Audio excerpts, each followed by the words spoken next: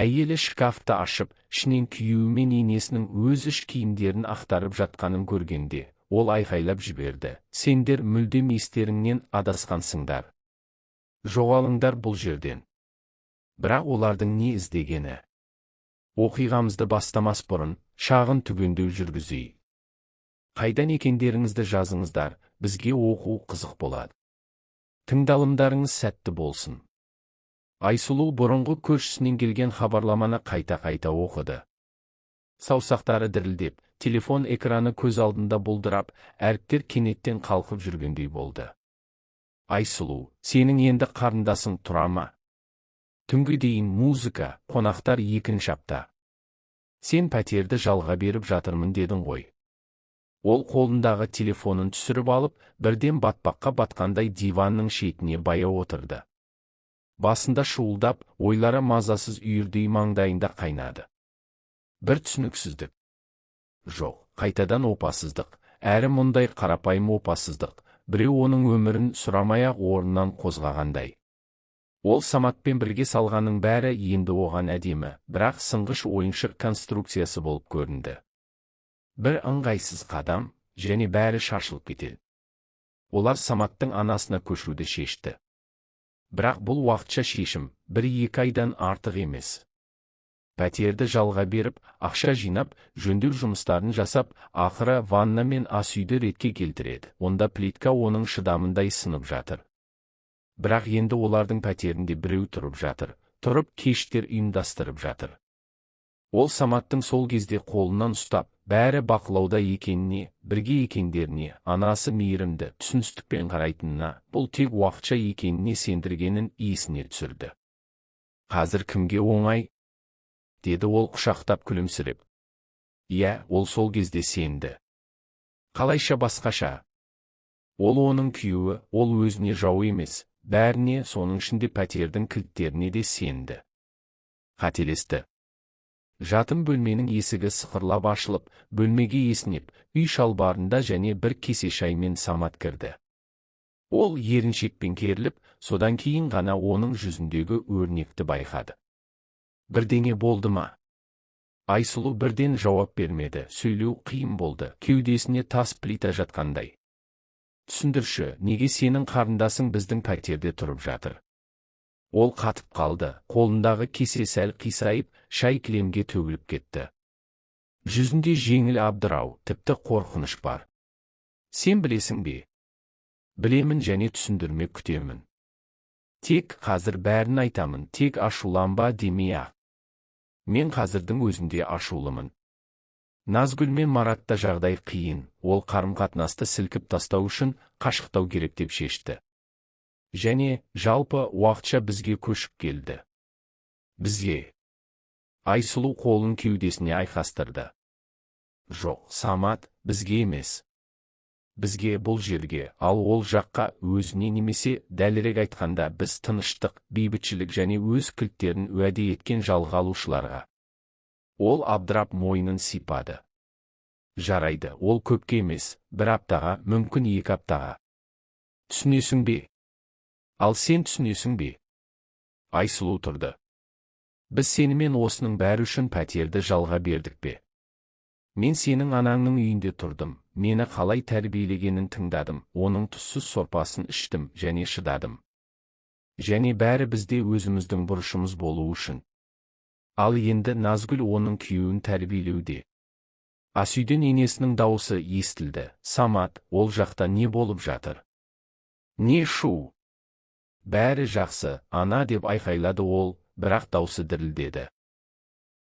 Гүлмира есікте пайда болды, әдеттегідей, үй халатында және 80-ші жылдардағы телехикаядан шыққандай ожаумен қолында. Сонымен мен түсінбедім, не болды? Айсұлу оған бұрылды. Неге менің келісімімсіз менің пәтерімді басқарып жатқанын анықтап жатырмыз? Ойбай-ай, деп шынайы таңғалды енесі. Назгүлге бір жерде тұру керек қой, көшеге қуып шығара алмайсың ғой. Сен өзің әйелсің, түсінуің керек. Оның өз үйі бар. Немесе күйеуі де кілттерін ауыстырды ма? Ол жақта күйеуі ғой, деп Гүлмира қолын сермеді. Егер ол жанында тұрса, ол оны қалай жазалайды? Ал мені кім жазалайды, Гүлмира? Айсұлудың дауысы мұздай болды. Мені де жазалауға тырысып жатырсыздар. Менің төсегімдегі бөтен аяқтар арқылы енесі пысқырып жіберді. Сен тым асырып жібердің. Бұл уақытша отбасы бір-біріне көмектесуі керек. Сен енді біздің адамсың. Айсұлу 1-2 секунд үндемеді, дем алып, қайтадан тегіс, тыныш дем шығарды. Ішіндегі режиссер, дубль 2, бастаймыз дегендей. Біз Саматпен қазір біздің пәтерімізге көшеміз. Гүлмира ожауын түсіріп ала жаздады. Қалай? Ал түскі ас. Дәстүрлер. Біз отбасымыз ғой. Иә, келінді адамға санамайтын және оның үйін дүкендегі қайтарым ақша сияқты үлестіретін отбасы. Самат оған қадам басты. Айсұлу, драмасыз, біз келістік қой. Біз?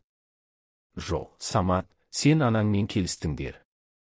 Ал мен жиһаз сияқты үндемедім. Міне енді айтып жатырмын. Үндемеуден шаршадым.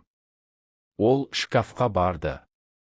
Оның әрбір қозғалысы дәл өлшенген. Ол мұны 100 рет қайталағандай, бірақ іс жүзінде тым ұзақ шыдады. Тоқташы, өтінемін, ол оның қолын ұстады. Біз талқылай аламыз. Әрине, біздің пәтерде. Немесе анаңмен, қарындасыңмен және тұзсыз сорпамен осында қал. Сен не есіңнен адастың ба, күйеуін отбасынан алып кетесің? Айсұлу енесіне бұрылды. Жоқ, жай ғана үйге кетіп барамын және күйеуімді өзіммен бірге шақырамын. Егер ол күйеу болса, ал жүгіретін бала емес. Және сол жерде тыныштық орнады.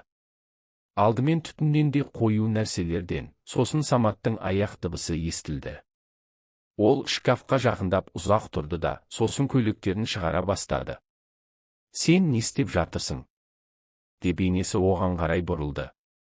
Кетемін, мама. Айсұлу дұрыс айтады, бізге өз отбасымызды құруға уақыт келді. Ал енді Назгүл қайда барады? Айсұлу сөмкесін іліп алды. Қайдан келсе, сонда немесе құрбысына, не қонақ үйге, не үйіне. Ол үлкен қыз, өз мәселелерін менің диваным мен ыдыстарымсыз өзі шешсін. Ол шығуға беттеді. Есік алдында бұрылып, Самат, мен сені көлікте 15 минут күтемін деді. Және таңғаларлығы, барлық уақыт ішінде бірінші рет ол оның көзінен кінәні де, қорқынышты да, абдырауды да емес, құрметті көрді. Ақыры 3 жыл өтті. Бір күнде, бір айда емес, тұрмысқа, ымыраға және нағыз есеуге толы мыңдаған кішкентай күндер. Айсұлу мен Самат өз ұяларын жайлады, тіпті ертегідей болмаса да, өздерінікі, екеуі де бірге таңдаған перделерімен, олар үшін қырылғанша дауласқан және түннің екісінде ұрсып, күліп кезектесіп құрастырған дивандарымен. Олар ұзақ уақыттан бері бірінші рет теңізге бірге барды, жай ғана екеуі. Акциямен жаңа плита сатып алды, ақша туралы талқылаудан қорықпайтын болды, ұсақ түйекке жол беруді үйренді, бірақ бұл да бір нәрсе еді. Жексенбі күндері Самат тұрақты түрде анасына барды, кесте бойынша жүргендей, қабағы түйілі, ашулы, кейде үндемейтін, кейде зілді, бірақ әрқашан басқаша, кешкілік шай ішіп, сериал көретін адам емес, бөтен біреу, оны сол жерде бөтелкедегі судай ауыстырып қойғандай, жаңа дәм, сол қаптама. Айсұлу мұны әрқашан сезетін, әсіресе анасы жай сөйлесу үшін қоңырау шалып, сосын Айсұлудың қалай дұрыс емес тамақ жасайтыны, аз араласатыны, бәрін дұрыс істемейтіні туралы әңгімеге көшкен кездерде. Айсұлудың күйеуінің қарындасына пәтерін бермегені ғасырдың реніші болды. Әр отбасылық кешкі асқа енесін шақырмағаны дерлік қылмыс болды. Перделерді қалай және қашан жуу керектігін өзі шешкені неке негіздеріне қарсы шығу болды. Айсұлу алдымен шынайы тырысты, тіпті пирог әкелді, тыңдауға, күлімсіреуге, сұрақтар қоюға тырысты, бірақ әр жолы бірдей қабырғаға соғылды. Сендердің балаларың әлі жоқ па? Деп Гүлмира тәтті күлімсіреп сұрады. Әлі жоқ деп Айсұлу жұдырығын түйіп жауап берді. Ал уақыт өтіп барады, кейін кеш болады. Бұл біздің шешіміміз, сенікі емес деп ол өзіне сыбырлады. Сен қызсың ғой, үлкенсің, болашақ туралы ойлауға уақыт жетті деп Гүлмира әрбір осындай әңгіме сайын Айсұлудың ішінде бір нәрсе сынып жатты. Жұқа, байқалмайтын, кейін бір шертуден кенеттен шашылып кететін шыныдағы микрожарықтар сияқты. Дегенмен бәріне қарамастан, Айсұлу Самат екеуінің бәрін жеңетініне, махаббат тек романтика мен киноға бару ғана емес, сонымен қатар тұрмыс, туыстар арасындағы тіршілік ету, шыдамдылық және түсінуге тырысу екеніне сенуді жалғастырды. Бірақ кейде ол түнде оянып төбеге қарап, егер мен қателескен болсам ше, деп ойлайтын. Көрші пәтерге жаңа тұрғын көшіп келді, оның аты Ерасыл еді. Ол бірден оның назарын аударды, бірақ өзі ешкімді байқамайтын сияқты еді. Ұзын, арық, сәл қабағы түйулі, қарапайым киім киетін, жұмыс күртесі, джинсы, кроссовка, әрқашан бір нәрсемен айналысатын, көбінесе жөндеумен, бұрғы мен балға оның демалыс күндерінің саундтрегіне айналды. Бірақ таңғаларлығы шу тітіркендірмейтін, ырғақты, тіпті тыныштандыратын еді. Бәрі нақты сағат 10-нан 1-ге дейін, жұмыс, содан кейін тыныштық және күн сайын жарты сағат кіреберісті тазалау. Айсұлу алдымен мұны кездей соқтық деп ойлады, сосын тазалаушы ауысты деп ойлады. Бірақ үшінші күні өзі қоқыс шығаруға шыққанда және Ерасылдың баспалдақ астында сыпырғышпен сыпырып жатқанын көргенде, мұның бәрін ол өзі артық пафоссыз, жай ғана, өтінішсіз және алғысыз істеп жатқаны белгілі болды. Содан бері ол оны еріксіз бақылай бастады, әдейі емес, жай ғана оның құрылыс қоқысын қалай ұқыпты шығаратынын, есігінің алдында бір шаң қалдырмайтынын, жолында кездескен әркіммен қалай амандасатынын байқады. Ол басқаша, мұқият, әдепті еді, және бұл оның жадында қалағаннан да қаттырақ сақталып қалды.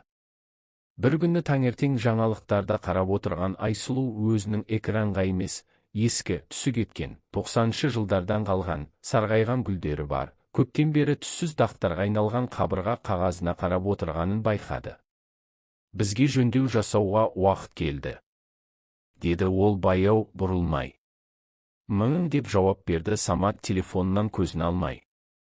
Ол өткен аптада ғана блогерлердегідей камерасы бар, және экраны кинодағыдай жаңа телефон сатып алған еді. Жөндеу, қабырға қағазы, ваннадағы плитка, линолеум, бәрі түсіп жатыр. Ол экранның үстінен оған қарап, қабағын түйді. Иә, әрине, тек ақша жинайық. Ақша жинайық деп пысқырды ол. Сен өткен айдың бәрін телефонға жұмсадың ғой. Маған шынымен керек болды, мен жұмыста әрдайым байланыста болуым керек. Ол үндемеді, дауласқысы келмеді. Бұл еш нәрсемен аяқталмайтын, тек жағымсыз әсер қалдыратын әңгімелердің бірі еді. Бұрын олар бірге армандаушы еді. Жаңа асүй туралы, жылы жарығы бар шамдар туралы, жұмсақ диван мен шалфей түсті қабырға туралы. Енді ол жалғыз армандады. Ол көбінесе ақталып жатты. Қабырғаның арғы жағынан қайтадан бұрғылау үні шықты. Айсұлу селт етті, шудан емес, көршісінің жөндеу жұмыстарының жоспарлы, нақты, кесте бойынша жүріп жатқанның айырмашылығынан. Ал оларда бәрі кідірісте тұр. Өкінішті деп ойлады ол. Екеумізде жақсы ақша табамыз, бірақ әрдайым уақытша тұрып жатқандай, бәрі кейінге қалдырылғандай өмір сүреміз. Кешке Айсұлу жұмыстан пакеттерге толы қолымен қайтып келе жатқанда, бұрылыста оны біреудің даусы тоқтатты, көмектесейін бе? Ол бұрылып көршісінің көзіне қарады. Ерасыл шамның жарығында әдеттегідей тыныш, жеңіл күлімсіреп және сөмкелеріне қолын созып тұрды. Иә, рахмет. Олар үндемей жүрді. Пакеттер шынымен ауыр еді, жарма, сүт, көкөністер. Оның алақандары үйіп бара жатты. Ол оларды жеңіл көтеріп келе жатты. Оның жанында жүру әдеттен тыс жағымды, тыныш, жайлы еді. Жөндеу жұмыстарын аяқтап қалдыңыздар ма? Деді ол бір нәрсе айту үшін. Дерлік деп басын изеді ол. Розеткаларды қосып, плинтустарды қағу қалды. Кіреберісте ол есікті ұстап тұрды. Дәліздегі шамның жарығы күңгіртеді, бірақ Айсұлу оның еріндерінің дірілдегенін көрді. Ол бірдеңе айтқысы келген сияқты, бірақ айтпады. Рахмет, деді ол баяу. Ол басын изеп, пакеттерді есіктің жанына қойып, өз пәтеріне кіріп кетті. Айсұлу кілтті құлыпқа салды. Сол сәтте артынан күйеуінің дауысы естілді. Міне, сен де келдің бе? Адасып кеттің бе? Айсұлу қатып қалды, кілт құлыпта бұрылмады. Саматтың даусы оқтай қатал, суық естілді. Ол баяу бұрылды. Күйеуінің көзінде жылуда, қуанышта жоқ еді, тек күту. Ол судья сияқты еді, төсегін бөлісетін адам емес. Мен жай ғана деп бастады ол, бірақ сөзін аяқтай алмады, сөздері ауада шашылып кетті. Бұл не болды? Деді ол тісін қайрап. Сен онымен флирт жасадың ба? Айсұлу оған сенбей қарады, кеудесі қысылып, біреу жүрегіне белдік тартып жатқандай болды. Бұл көмек деп аталады. Самат, қарапайым әдептілік. Мен 3 келі көкөніс көтеріп келе жаттым, ол көріп көмектесті. Көмек? Деп пысқырды ол. Сен күлімсіреп, тұрмыста емес, жалғыз сияқты сөйлестің. Немесе сондай болғың келе ме? Ол не жауап берерін білмеді. Жоқ, білді, бірақ мұны дауыстап айтуға дайын емес еді. Оның ішінде жағдайды ушықтырмау керек пен, қазірдің өзінде барлығын айту керек деген екі ой күресіп жатты. Білесің бе, деді ол сабырлы түрде, егер біреудің әдепті болуы саған соншалықты жағымсыз болса, онда сен де кейде мұқият болуың керек шығар. Мен көп нәрсе сұрамаймын, жай ғана шаршаған кезде мені елемеуіңді немесе бәрін жұмысқа жаппауыңды сұраймын. Ол жақындап қабырғасына тіреле дерлік тұрды, жүзі сенімсіздікпен қызғаныштан бұзылған еді. Егер саған бірдеңе жетіспесе, айт немесе кет. Тек менің тереземнің астында флирт жасама. Кет, деп ол жеңіл күлді. Сенде бәрін ультиматуммен шешу жақсы шығады. Ол ваннаға кіріп, суды толық қуатына қосты. Шашыраған су оның қатал, ескі ыдыстардың гүрс-гүрс еткен даусын тұншықтырды. Естілмесе де, оның әрбір сөзі ішкі дүниесінің бір жерінде көгерген із қалдырғандай болды. Келесі күні Самат дүкенге келмеді, тізім жібермеді, үйде не біткенін сұрамады, ал кешке кафеден бір пакетпен қайтты. Ол қуырылған тауық пен ащы дәмдеуіштердің иісін сезді, өзі ешқашан дайындамаған, бұрын ол ұнатпаған нәрселердің иісін. Сен тамақ іштің бе? Деп сұрады ол.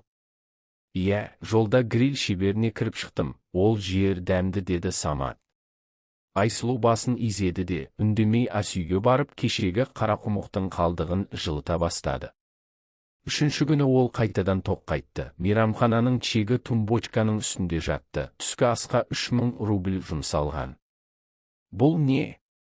Айсұлу әрең даусын басты. Біз күнне ең көбі 500 деп келіскенбіз ғой.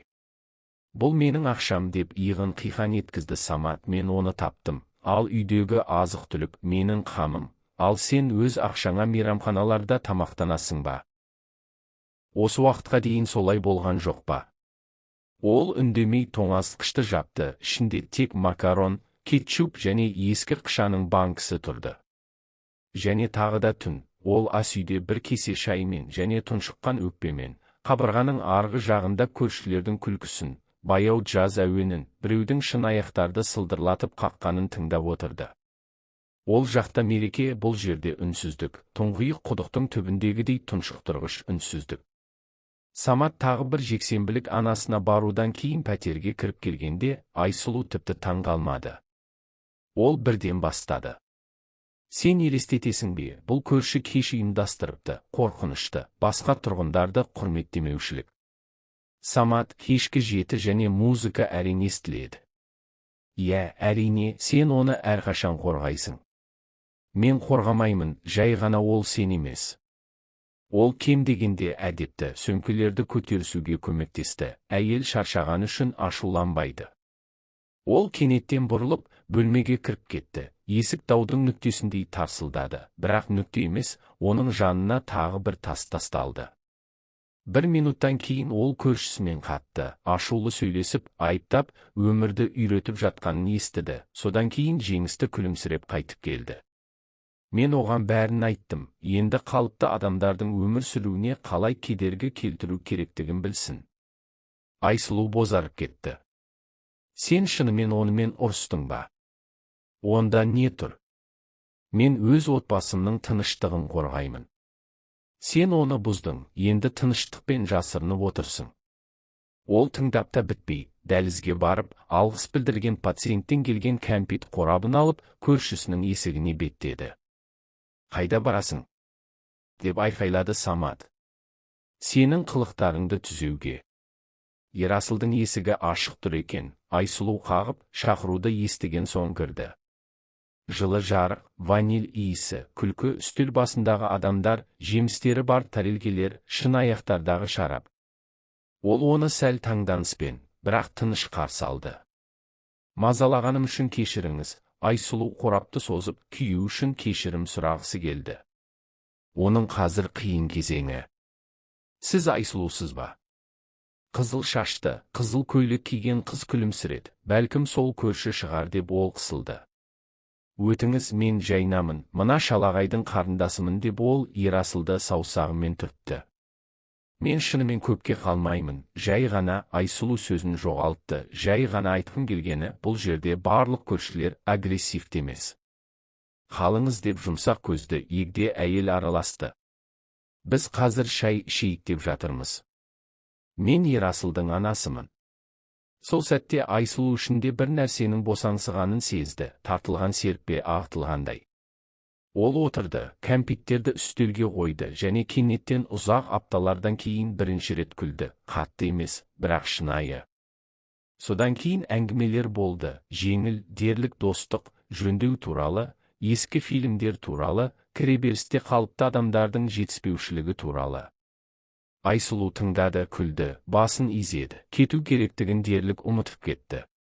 Бір кезде Жайна: ал сіз ағаммен кездеспейсіз бе? Кездейсоқ. Кім мен? Айсұлу қақалып қала жаздады. Ал сіздер кіреберісте сондай жылы едіңіздер, мен көрдім. Ол жай ғана маған пакеттерді көтерісуге көмектесті деп Айсұлу тез жауап берді. Ой, қойшы, деп Жайна күлді. Мен оны білемін ғой, ол бәрін кішкентайым деп атамайды, ол мені бала кезімнен солай атайды. Сол сәтте Айсұлу кенеттен түсінді, жоқ, бұл романтикалық кеш емес, қамқорлық емес, бұл жай ғана отбасы, жылы, жайлы, нағыз. Мұнда күдіктенбейді, айыптамайды, сұрайды. Уақыт білінбей өтті. Айсұлу тұрғанда сағат 11-ге жақын еді. Ол Ерасылдың пәтерінен дәмді кешкі астан немесе ескі фильмнен кейінгідей жылы сезіммен шықты. Бірақ есікті жапқан сәтте, қараңғылықтан Самат пайда болды, көздері зұлым, аузы жіптей тартылған. Сен қайда жүрсің? Көңілді болды ма? Самат: қой. Оған пирог пісіресің бе, әлде бірден төсекке тартасың ба? Айсұлу қатып қалды, ішінде бір нәрсе үзілді. Жетті, мен айқайлауға болмайтын, қорлауға болмайтын, бұзуға болмайтын адамдармен отырдым. Сен айнаға қарашы, беттерің қызарып кеткен, көздерің жылтырап тұр, бәрі түсінікті. Шапалақ күтпеген жерден, жоспарланбаған, бірақ дәл болды. Ол үндемеді, ол қорқыныштан емес, сонша уақыт үндемегенінен дірілдеді. Айсұлу ұзақ отырды ас үйде, суып қалған шайы бар кесеге тиіспей, қозғалмай, көзін қақпай. Бұл үнсіздікте жауаптарды табуға немесе кем дегенде іштегі қайнаған ашуды, өкпені, қорлықты сезбеуге болатындай. Ал үстінде ғажайып бостық, қатты дауылдан кейінгідей, үйдің дерлік қирағанын білесің, бірақ қаншалықты екенін әлі түсінбедің. Қабырғаның арғы жағында, жатым бөлмеде Саматтың аяқ дыбысы естілді. Ол ұйықтамады, арлы-берлі жүрді. Ол оның бөлмеде қалай жүргенін, болған оқиғаны ойлап, ашуланып жүргенін елестетті. Мүмкін ол оның келіп кешірім сұрауын күтіп жүрген шығар, бұрынғыдай жұтып, жұмсартып, ештеңе болмағандай кейіп танытуын. Мен келмеймін деп ойлады ол. Енді келмеймін, өйткені кешірім сұрайтын ештеңе жоқ. Күннің алғашқы сәулелерімен Айсұлу желдеткішті ашты. Сұр аспан баяу оянып, қызғылт алтын түске бояла бастады. Бетіне салқын ауа есті, дымқыл асфальт пен гүлдеген жөкей иісі аңқыды. Бұл өмірдің бәрібір жалғаса беретінін еске салды. Ол әжесінің ескі, тозған, бірақ жылы шәлін иығына жамылды. Дәл сол шәлмен әжесі терезе алдында отырып ертегілер айтатын. Сол сәтте Айсұлу қарапайым, шынайы қамқорлықтың, кінәлаусыз, қызғанышсыз, манипуляциясыз қамқорлықтың қаншалықты жетіспейтінін сезді. Онда сен шаршадың деген сөз шынайы естілетін, ал кінәлаудың кіріспесі ретінде емес. Жатым бөлмеден ақыры бәрі тынышталды. Самат ұйықтап қалған немесе жай ғана ашуланудан шаршаған болуы мүмкін. Ол ас үйде қалды, әлі де сол қалпында, қолын құшақтап, тек бір сұрақ басында ескі телефонның жалықтыратын қоңырауындай шыңғырды. Көптен бері тірі еместі құтқару керек пе? Ол таңертең көзінің астындағы қара шеңберлерімен, әжімдерімен пайда болғанда, Айсұлу тіпті таңғалмады да. Ол қарап, күйеуін емес, өзінен барған сайын адасып бара жатқан адамды көрді. Ол үстелге отырып, оған қарамай, «Солай үндемей отыра бересің бе?» деді. Айсұлу баяу көзін көтерді, даусы тегіс еді. «Ал мен не айтуым керек? Өкінішті ме? Өкінішті емес пе? Кінәлімін бе? Кінәлі емеспін бе?» Ол шапалақ тигендей селк етті, даусындағы ирония жалған естілді. «Иә, әрине, сен әрқашан дұрыс айтасың, ал мен қызғаншақ есуаспын». «Жоқ, Самат», деп ол басын шайқады. «Сен есуас емессің, сен жай ғана мойындағың келгеннен де қатты қорқасың». «Мен неден қорқамын? Өмірдің басқаша, жеңілірек, тынышырақ, жанжалсыз, қызғанышсыз, күдіксіз болуы мүмкін екенін түсінуден қорқасың. Сонда не болады?» Ол тұрып, ас үйді тордағыдай жүре бастады. «Сен көрші туралы айтып жатырсың ба? Оның ғажайып отбасылық кешкі астары туралы ма?» Айсұлу үндемей оның ары-бері жүргенін бақылады.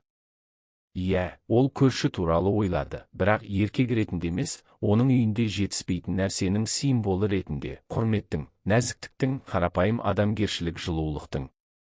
Мен біреуге рахмет айтқаным үшін опасыздықта күдіктенбеуімді қалаймын», деді ол ақыры. «Мен өзімді үйде тергеуде емес, үйде сезінгім келеді. Мүмкін сен жай ғана кеткің келетін шығар». Ол баяу тұрып, омыртқасында бірдеңенің сырт еткенін сезді, ауырсыну емес, бірақ анықтық. «Иә, кеткім келеді, өйткені енді шыдай алмаймын». Ол қатып қалды, көздері ойыншығын тартып алған баланың көзіндей үлкейді. «Айсұлу, сен шынымен айтып тұрсың ба?» «Мүлдем». Ол оның заттарын жинай бастады, үндемей, истерикасыз, жай ғана оның футболкаларын, зарядтағыштарын, құжаттарын алып, пакетке салды, өзінің үйінде кездейсоқ қалып қойған біреудің өмірін жинап жатқандай. «Тоқташы, біз отбасымыз ғой». Саматтың даусы дірілдей бастады. «Қандай отбасы, Самат?» деп ол мысқылдады. «Сен ақшаңды кафелерге шашып, маған ескерту жасайсың, ал мен кетчуп пен макарон жеймін. Мен терезеге қарауға қорқамын, сенің истерикаңды тудырмау үшін». Ол қабырғаға сүйеніп отырды, заттары бар пакет жанында жатты. Ол ешқайда қарамай, бұл жай ғана жаман түс деп үміттенгендей болды. Айсұлу желдеткішті ашты, бөлме таңғы ауамен толды, таза, суық, бірақ қандай да бір босатушы. «Сөмкеңді ал». Ол оны оның жанына қойды. «Қалғанын кейін аласың, қоңырау шал». «Мен қарсы емеспін, бірақ қазір кет». Мүмкін мен бәрінің алдында, тіпті көршінің алдында да кешірім сұрайтын шығармын». Ол жел ұшырып әкеткен сабанға жармасты. «Кеш, Самат, бұл көрші туралы емес, бұл біз туралы, біздің енді екпінде де, тілде де, ойда да сәйкес келмейтініміз туралы». Ол сөзсіз, сезімсіз, тек қолдары дірілдеген бос ыдыстай отырды.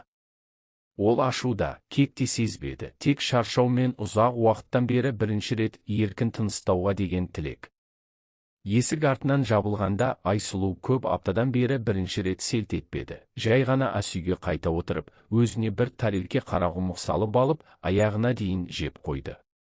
Баяу ақылмен, бұл оның бүкіл отбасылық өміріндегі бірінші нағыз кешкі асы болғандай.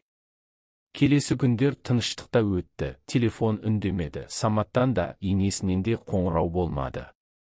Айсұлу өзі қоңырау шалғысы келмеді, тәкаппарлық ойнағандықтан емес, жай ғана айтар ештеңесі жоқ еді.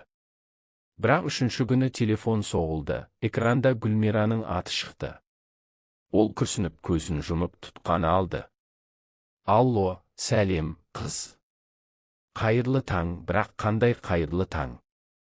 Сен не істеп жүрсің? Айсұлу үндемеді, сөздер суық судай сырғып өтіп жатты. Енесінің дауысы жоғары, ашулы, наразылық пен пафосқа толы еді. Сен менің ұлымды қуып шығардың. Ажырасу ойластырдың. Заттарын қайтармайсың. Ол көлеңкедей жүр, арықтап кетті.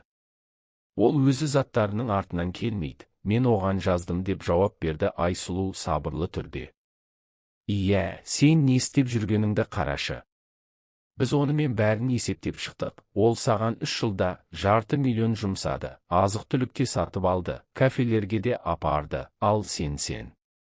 Айсұлу кесені түсіріп ала жаздады. Сіздер есептедіңіздер, әрине. Енді жақсылап бәрін қайтарыңыз.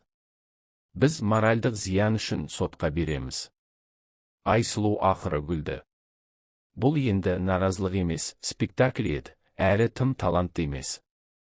Гүлмира, сіз ұлыңыздың 3 жыл бойы менің пәтерімде тегін тұрғанын, коммуналдық төлемдерді төлемегенін, жөндеу жұмыстарын жасамағанын ойламадыңыз ба? Қаласаңыз, мен де нарықтық бағамен есепшот ұсына аламын. Ұзақ, ыңғайсыз үнсіздік. Сен қалай батылың жетті? Деп енесі тұншықты. Сотқа беріңіз, куәгерлердің қатысуымен талқылаймыз. Ол қоңырауды өшіріп, экрандағы дыбысты өшірді. Қайтадан тыныштық орнады, ақыры бейбіт тыныштық. Ол тұрып, терезеге жақындап, бұлттарға қарады. Оларда ештеңе ерекше жоқ еді, бірақ басында ұзақ уақыттан бері бірінші рет тұншықтыратын ойлар болмады, тек Гүлмирамен сөйлескеннен кейінгі тыныштық.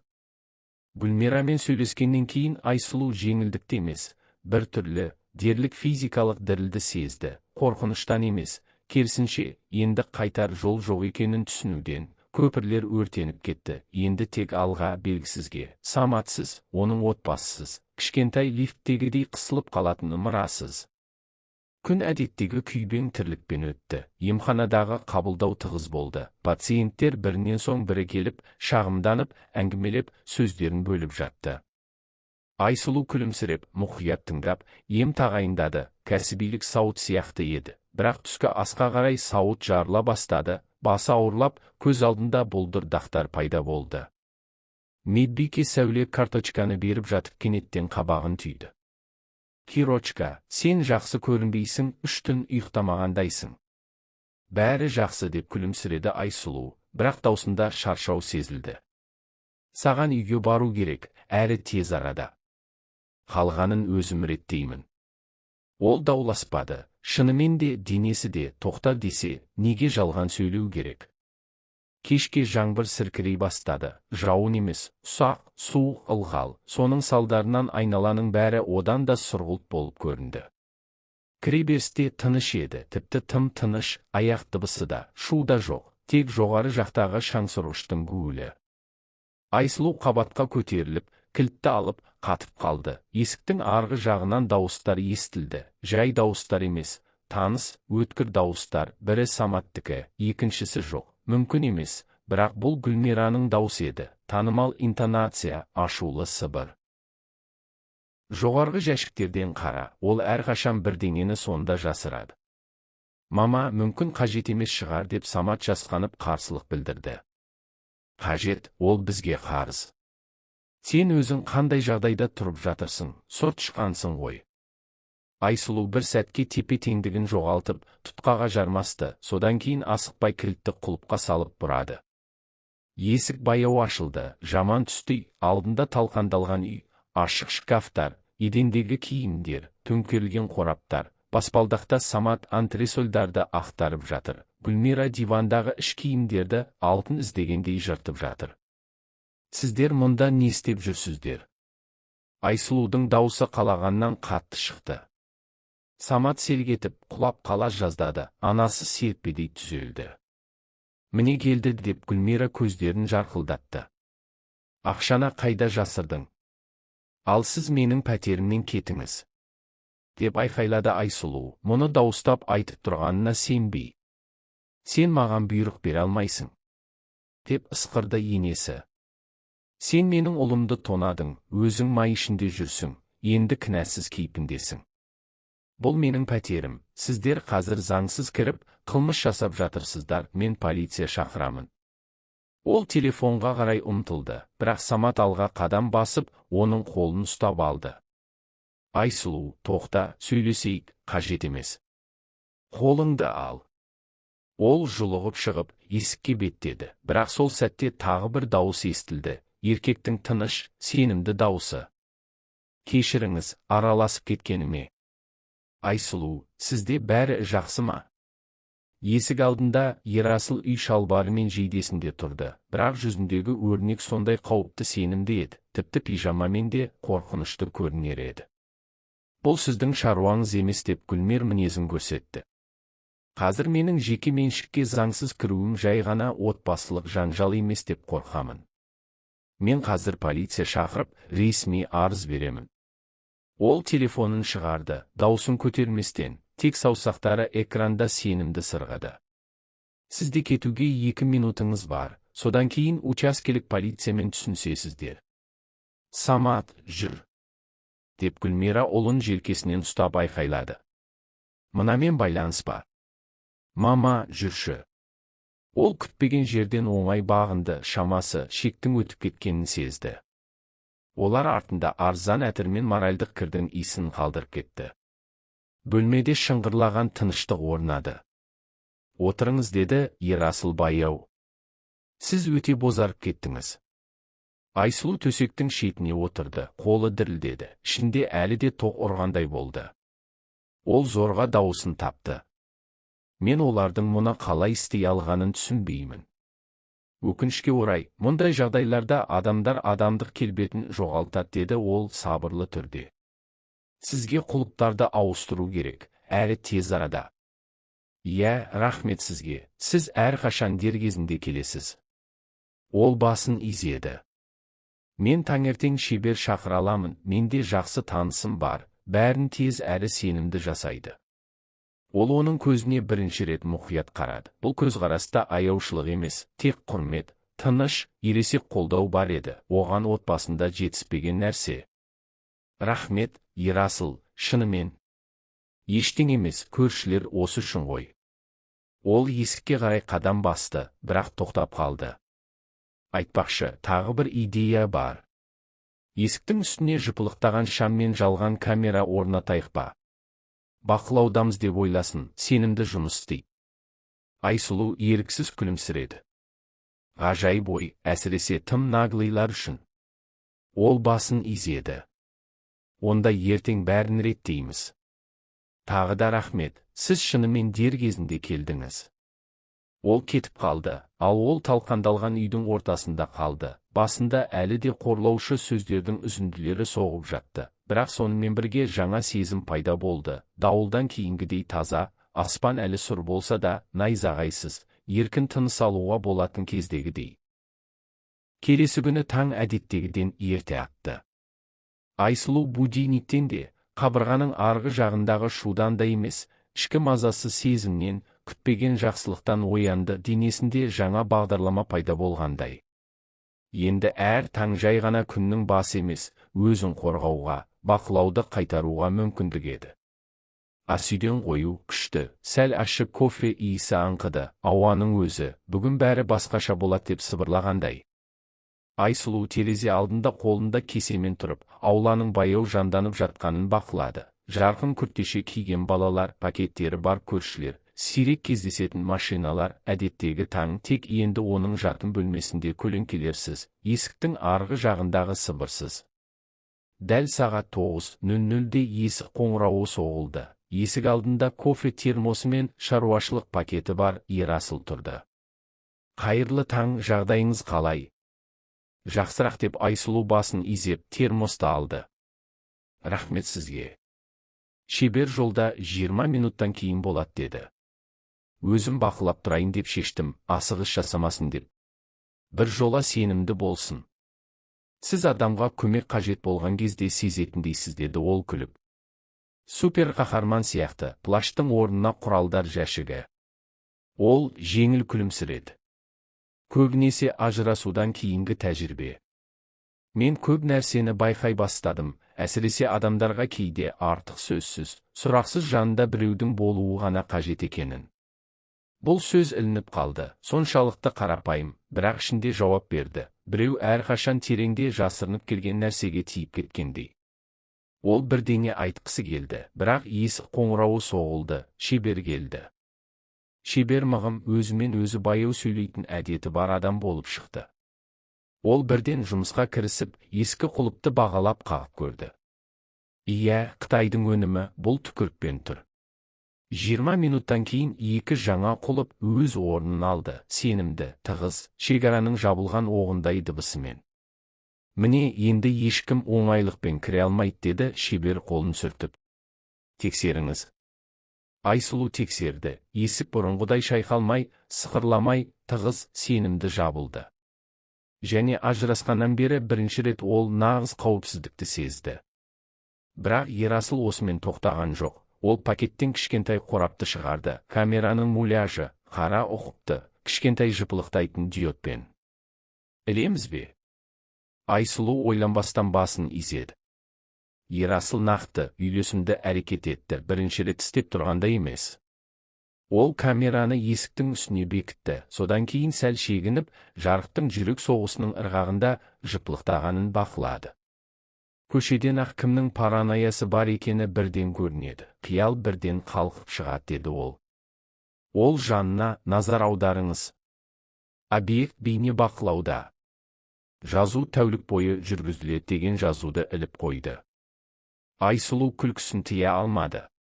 Ойлайсыз ба, айқайлайтын, бірақ заңды оқымайтындарға әсер етеді ме? Дәл деп Ерасыл көзін қысты. Кейде нағыз емес камера нағыз полициядан да қорқынышты. Ол алғыс білдіріп басын изеді. Сізге қалай алғыс айтарымды білмеймін. Қажет емес, деп ол басын шайқады. Мұны көршілік ынтымақтастықтың белгісі деп есептеңіз. Ол кеткелі тұрғанда кенеттен тоқтап қалды. Егер бүгін кешке қаласаңыз, үйде боламын, шайға келіңіз, ешқандай міндеттемесіз, жай күлу үшін немесе үндемей отыру үшін қалай болады? Айсұлу бір сәтке қатып қалды, содан кейін басын изеді. Мүмкін. Ол кетіп, артында қандайда бір басқа энергияның, жеңіл, жылы, адамгершілік энергияның әсерін қалдырды. Оған осы жылдар бойы жетіспеген энергияның әсерін.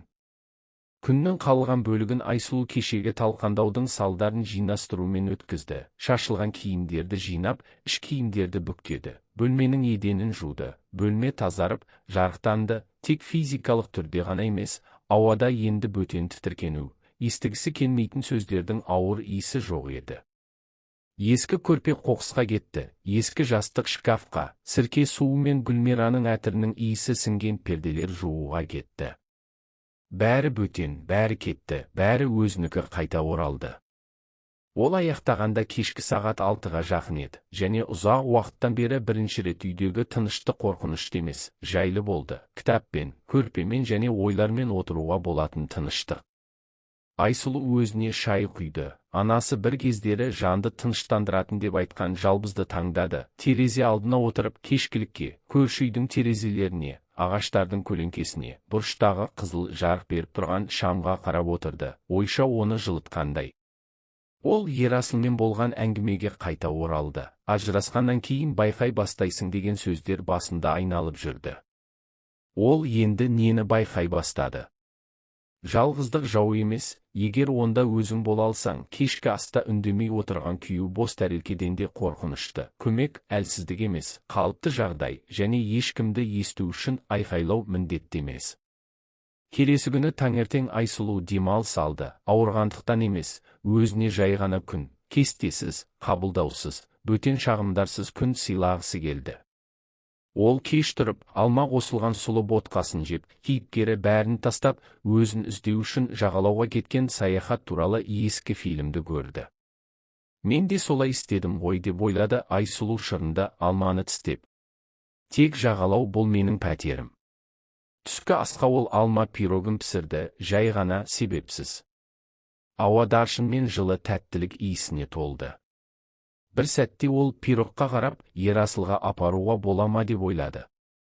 Жоқ, бұл жақындасу әрекет емес, бұл жай ғана алғыс, адамгершілікпен астарсыз. Дегенмен ол пирогты орап, котлеттер мен пюре салынған контейнерді қосып, есікке беттеді.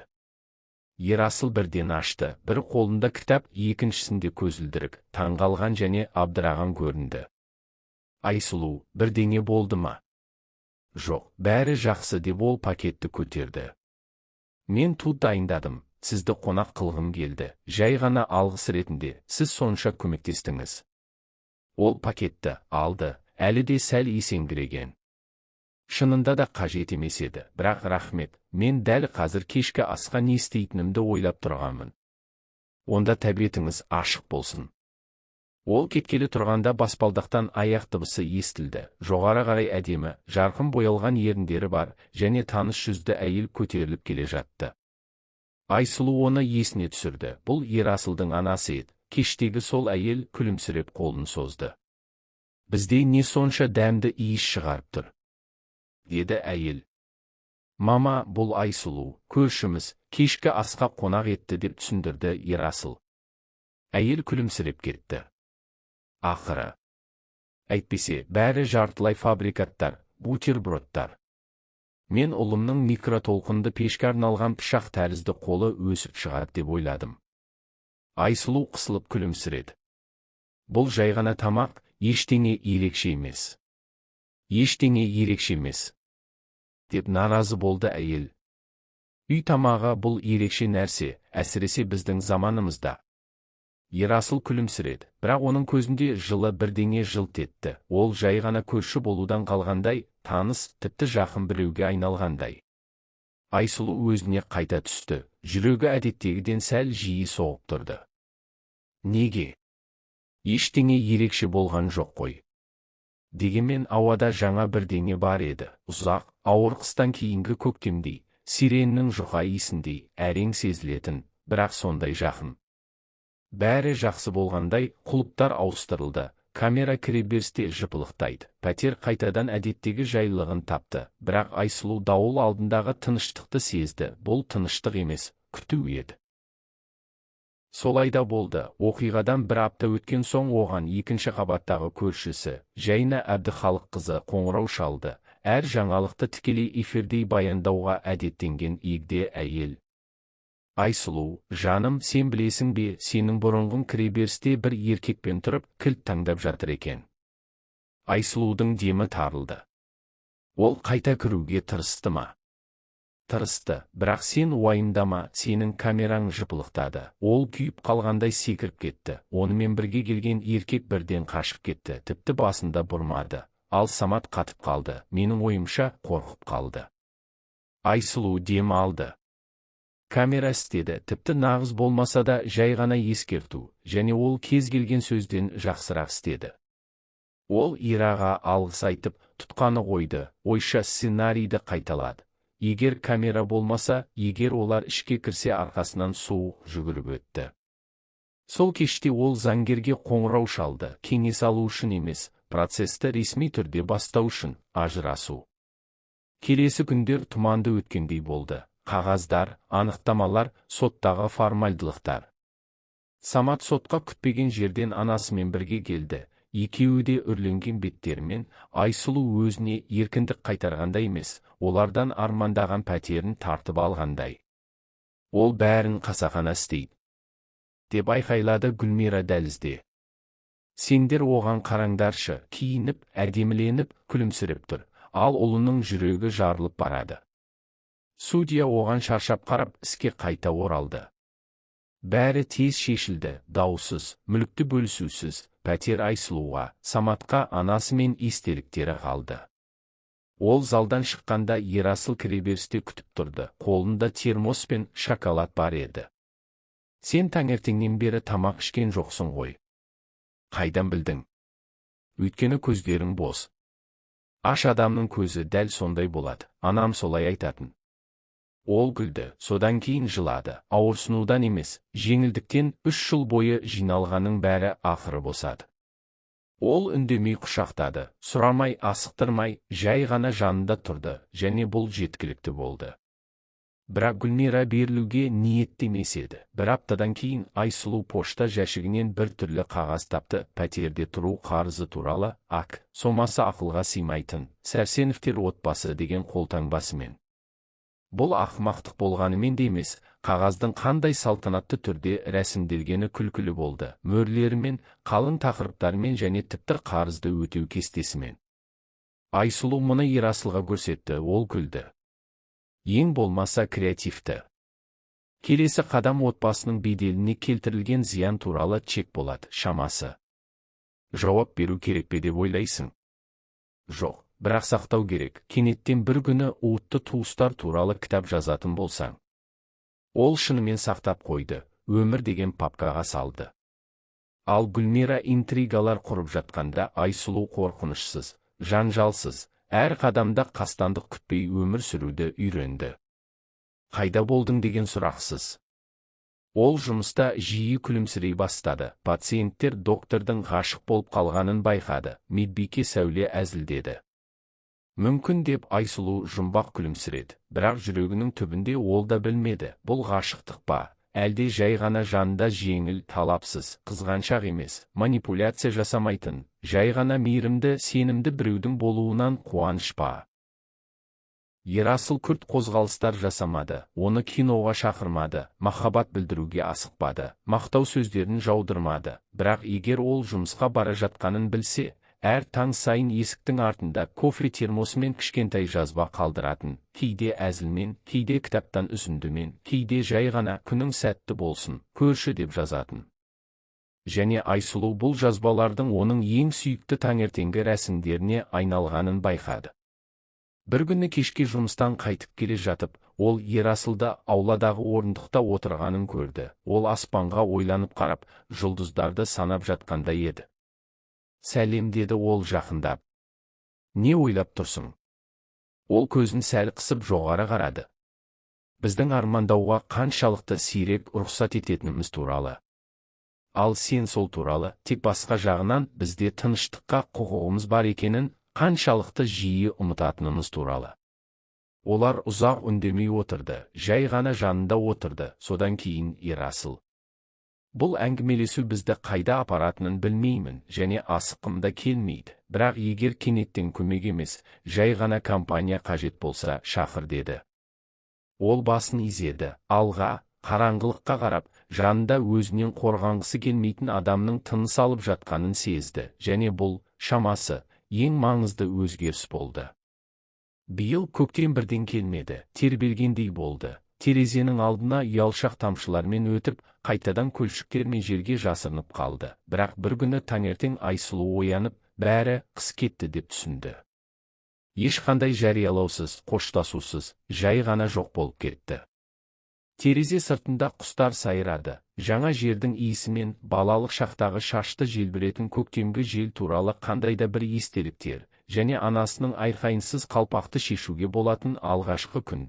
Және жан дүниеде де сондай тыныш, сәл бос, бірақ жалпы тазалаудан кейінгідей жарық болды. Барлық ескі заттар лақтырылып, кір жуылып, терезелер ашылып, енді тек алға. Таңертең пәтерде сирек кездесетін тыныштық орнады, шиеленісті емес, жайлы. Айсұлу плитаның жанында таңғы ас дайындап тұрды, асықпай, рахаттана, ұзақ уақыттан бері бірінші рет жай ғана процестен ләззат ала отырып. Терезе сыртында қаланың күйбең тірлігі, ал оның қолында қалың, жаңа сығылған апельсин шырыны және оның сүйікті джаз әуендерінен тұратын жеңіл плейлист. Ерасыл келуі керек еді. Олар себепсіз серуендеуге келіскен. Жай ғана серуендеп, демалу үшін, мәселелерді талқыламай. Ол тіпті жолға сэндвичтер мен термоста шай дайындады. Ол әзілдегендей, жорыққа шыққандай. Ол әдеттегідей уақытында келді, жеңіл күлімсіреп, сүйікті сұр жейдесінде және ешқандай қастандық іздеудің қажеті жоқ, тыныш, сенімді көзімен. Ал капитан Айсұлу, қала стихиясына шығуға дайынсыз ба? Дайын, лейтенант Ерасыл, бізде сэндвичтер, шай және жауынгерлік рух бар. Олар күліп кетіп қалды. Онымен бірге жүру оңай болды. Олар жағалауда серуендеді, әңгімелесті, шағалаларды мазақтады, демалысқа қайда баратындарын талқылады. Айсұлу Карелияны армандады, Ерасыл Алтайды. Содан кейін Ымыраға келіп Суздалға барамыз деп әзілдесті, өйткені онда бал сусыны бар. Орындықтардың бірінде Айсұлу тоқтап көзін жұмып отырды. Кейде әлі де сенгім келмейді деді ол. Бәрі артта қалды. Сен әлі де біреу есікті ашып, ал қайта артқа дейді деп күтесің. Кейде кінәні сеземін, кеткенім үшін емес, тым ұзақ шыдап, өзімді бақытсыз болуға рұқсат бергенім үшін. Ерасыл оның қолын алды, жай ғана жылы, пафоссыз. Бәріміз де солай істейміз, қорқыныш мойнымыздан алғанша. Ең бастысы, сен енді өзіңді ести аласың. Олар құшақтасып отырды, алақандарынан жылу, судағы күн сәулелері және тек шашты сәл желбіретіп тұрған жеңіл жел, өмір жалғасар деп еске салып тұрды.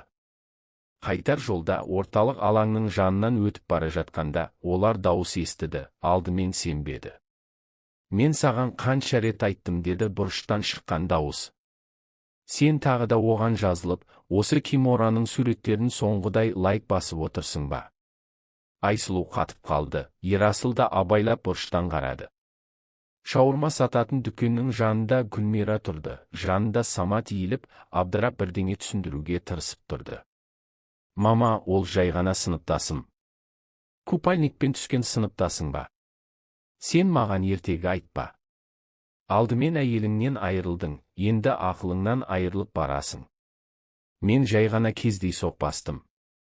Айсұлу шыдай алмай күлді, көктемгі бұлақтай таза, сықырлаған күлкі. Ерасыл да күлді, өзін ұстауға тырысып, бірақ бұл мүмкін емес еді, күлкі жұқпалы болды. Білесің бе деп Айсұлу сыбырлады, егер маған 1 жыл бұрын осы көріністі көрсетсе, мен сенбес едім, ал қазір кинодағыдай, комедиядағыдай. Иә деп басын изеді Ерасыл, тек сен енді статист емессің, сценаристсің. Ал сен? Мен шамасы, сенің кенеттен басты рөлге шыққан екінші пландағы тұрақты актеріңмін. Олар қайтадан күліп, бұрылмай ары қарай кетіп қалды. Сол кеште олар Айсұлудың ас үйінде шай ішіп, пластинка тыңдап отырды. Терезе сыртында жылы кешкі жел сыбдырлап тұрды, және бұл тыныштықта бәрі сондай нағыз еді. Бұл оқиғаның соңы емес, оның нағыз басы сияқты көрінді. Айсұлу Ерасылға қарап, кенеттен баяу деді. Білесің бе, мен бұдан әрі қалай болатынын білмеймін, уәделерді қаламаймын, жай ғана сенімен осында болғым келеді, осылай, баяу. Ол басын изеді, оның қолы оның қолының үстіне түсті, және бұл жеткілікті болды. Үзіліс, жылы, ұзақ. Бірақ біл деп қосты ол, мен сенің пирогтарыңа үйреніп қалдым, сондықтан бізде қайтар жол жоқ. Және олар бірге күлді, ас үйде алма мен даршынның иісі аңқыды, терезе сыртында көктем, ал жанда тыныш, бейбіт және ақыры дұрыс болды. Егер менен 1 жыл бұрын ең қорқатын нәрсемді сұраса, мен жалғыз қалудан тіреусіз, жанымда иықсыз, артымда біреудің тұрғанын сезбеуден қорқамын деп жауап берер едім. Ал қазір мен түсінемін, әр күні сені өз өміріңде бөтен ететін үндеуге, жұтуға, өзіңді сөндіруге мәжбүр ететін адамдардың жанында өмір сүру қорқыныштырақ, өз дауысыңды естуді ұмыту қорқыныштырақ. Бұл оқиға ажырасу туралы емес, көрші туралы емес, орын туралы емес, бұл таңдау туралы, уақытында нүкте қоюдың қаншалықты маңызды екендігі туралы, және сен үшін мұны басқа біреудің жасауын күтпеу туралы. Мен жоқ деп айтуды үйрендім, тек адамдарға ғана емес, мені қанағаттандырмайтын жағдайларға да. Құрмет, тыныштық және қарапайым жылы нәрселерді қалайтыным үшін ақталмауды үйрендім, көмек пен бақылауды, махаббат пен тәуелділікті, қамқорлық пен манипуляцияны ажыратуды үйрендім, және ең бастысы, мен өзім болуды үйрендім, идеалды емес, ыңғайсыз, бірақ нағыз. Ал егер жаныңда маска талап етпейтін, шаблон таңбайтын, жай ғана қолыңнан ұстап, сен қандай болсаң да қалыптысың дейтін адам пайда болса, онда бұл, шамасы, бақыт дегеніміз. Арнаға жазылыңыздар, лайк басыңыздар, және бұл оқиға сізге қалай әсер еткенін жазыңыздар. Жаңа бейнелерді өткізіп алмау үшін қоңыраушаны басыңыздар. Жақын арада кездескенше, құрметті тыңдаушылар.